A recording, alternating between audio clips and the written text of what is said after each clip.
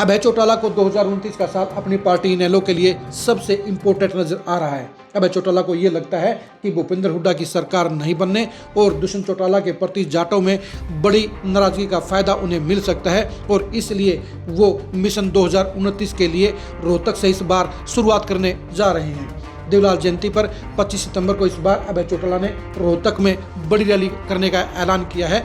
अभय चौटाला 11 अगस्त से 35 दिन की स्पेशल मुहिम पूरे स्टेट के लिए शुरू कर रहे हैं। वो रोहतक रैली के लिए सभी 90 हलकों में जाएंगे और इसकी शुरुआत वो 11 अगस्त से बहादुरगढ़ से करेंगे, लेकिन इसके बाद वो सोनीपत में एंट्री करेंगे और 2 दिन 6 हलकों की मीटिंग लेकर कार्यक्रमों में शिरकत करके वो रैली के लिए माहौल बनाने का काम करेंगे। और इसलिए सोनीपत जिला इस समय इनेलो के हिसाब से पूरे एक्शन मोड में आ गया है।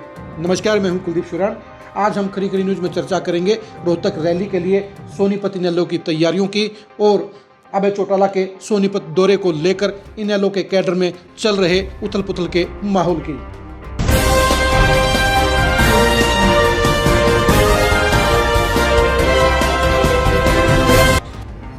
अभय चौटाला के दौरे को कामयाब करने के लिए सोनीपत की इनेलो की पूरी टीम एक्टिव मोड में आ चुकी है। जिला अध्यक्ष कुणाल गहलावत की अगुवाई में सभी 6 हलकों की मीटिंग हो चुकी है और इस दौरे के साथ साथ रैली को भी बम्पर जन समर्थन दिलाने के लिए पूरी तैयारी हो चुकी है।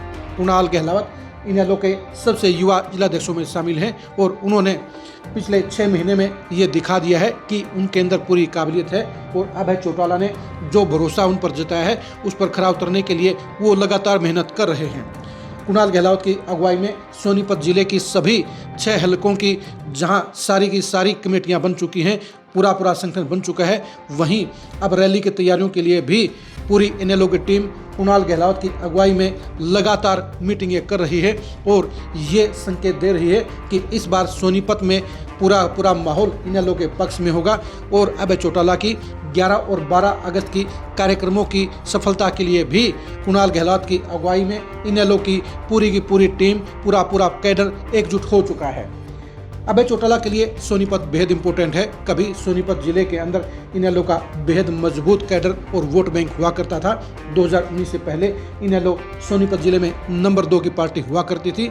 बेशक से 2005 के बाद भूपेंद्र हुड्डा का प्रभाव सोनीपत जिले में बढ़ा था, लेकिन ये भी सच्चाई है कि इसके बावजूद सोनीपत जिले के 70% जाट वोटरों में इनेलो की पकड़ थी। 19 और 24 में इनेलो की यहाँ पर पकड़ कमज़ोर हुई और इसकी वजह यही रही कि परिवार में जो सियासी विभाजन हुआ उसके चलते वोट बैंक 2 भागों में डिवाइड हो गया और 2024 में कांग्रेस की सरकार बनने की संभावना के चलते जाट वोट बैंक इधर उधर हो गया। ये बात अलग है कि भूपेंद्र हुड्डा की तानाशाही का जवाब देने के लिए जाट वोटरों ने इस बार काफ़ी संख्या में उनकी मुखालफत भी की, जिसके चलते कांग्रेस सोनीपत जिले में 5 सीटें हार गई।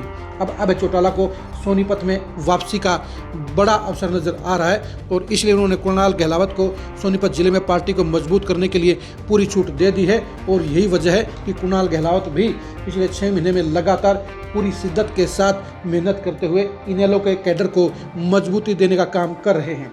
कुणाल गहलावत के लिए इस समय 2 चुनौतियां हैं। पहली चुनौती ये है कि 11 और 12 अगस्त को जब अभय चौटाला सोनीपत जिले के सभी 6 हलकों में कार्यक्रम करेंगे तो उन कार्यक्रमों के अंदर असरदार हाजिरी होनी चाहिए। वहाँ पर पूरे कैडर के अंदर पूरा उत्साह और करंट होना चाहिए और ये सारे 6 के 6 कार्यक्रम सुपरहिट होने चाहिए। इसके बाद कुणाल गहलावत के लिए सबसे बड़ी चुनौती 25 सितंबर की रैली रहेगी। 25 सितंबर को देवलाल जयंती पर रोहतक के बाद सोनीपत जिले की सबसे बड़ी जिम्मेदारी भीड़ लाने की होगी, क्योंकि रोहतक के 3 और होने के चलते सोनीपत जिले से ही सबसे ज़्यादा लोग आ सकते हैं और ऐसे में कुणाल गहलावत और इनेलो के दूसरे नेताओं को मिलकर पूरे जन समर्थन के जरिए रैली के लिए माहौल बनाना होगा और गांव-गांव जाकर उन्हें इस रैली के लिए न्योता देते हुए जाट वोटरों को खास तौर पर इस रैली में आने के लिए प्रेरित करना होगा। उनके अंदर इस रैली को लेकर इमोशनल टच देना होगा, तभी सोनीपत जिले से बड़ी संख्या में लोग रैली के लिए निकल पाएंगे। ये सच्चाई भी है कि इसमें सोनीपत जिले में वो माहौल नहीं है जो अक्टूबर 2024 में विधानसभा चुनाव से पहले था।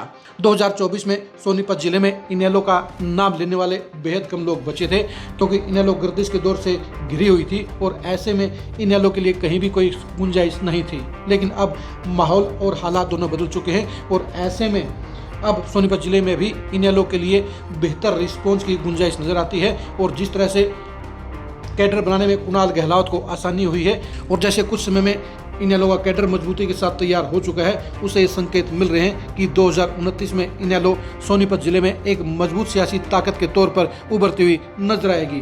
जिलाध्यक्ष कुणाल गहलोत की अगुवाई में जिस तरह से सोनीपत में इनेलो की पूरी टीम वर्किंग कर रही है, वो इस बात का आभास दे रही है कि यहाँ पर अभय चौटाला को उम्मीद के अनुसार रिस्पॉन्स और परिणाम दोनों मिल सकते हैं। अब देखने की बात यह रहेगी कि कुणाल गहलोत की अगुवाई में 11 और 12 अगस्त को इनेलो की हल्का वाइज मीटिंगों और उसके बाद रोहतक रैली में सोनीपत की भागीदारी क्या होगी। रोहतक रैली में सोनीपत की भागीदारी ही तय करेगी कि सोनीपत में किस पार्टी का दबदबा रहेगा, किस पार्टी का जनाधार बढ़ेगा, किस पार्टी का जनाधार घटेगा और ऐसे में 2029 का पूरा माहौल फाइनल होगा। आप सोनीपत जिले में इनेलो पार्टी की संभावना के बारे में क्या सोचते हैं, कमेंट करके जरूर बताइए। कुणाल गहलोत की अगुवाई में सोनीपत जिले में इनेलो कितनी मजबूत हुई है, इसके बारे में अपनी राय दीजिए।